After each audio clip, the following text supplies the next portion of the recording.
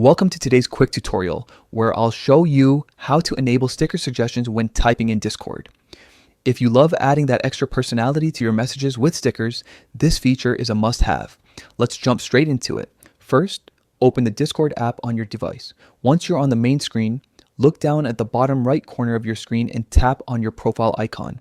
This will open your user settings where you can customize all kinds of preferences to make your Discord experience smoother and more fun. Next, you'll want to tap on the settings icon. This is where all your app customization options live. Take a moment to scroll through if you're curious. There's a lot you can tweak in here. Now, keep scrolling down until you find the section labeled Chat. Tap on it.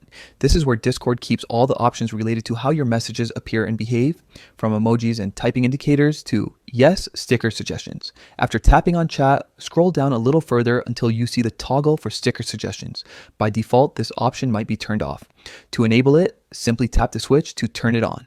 Once enabled, Discord will automatically suggest stickers while you're typing in the chat based on the words you use.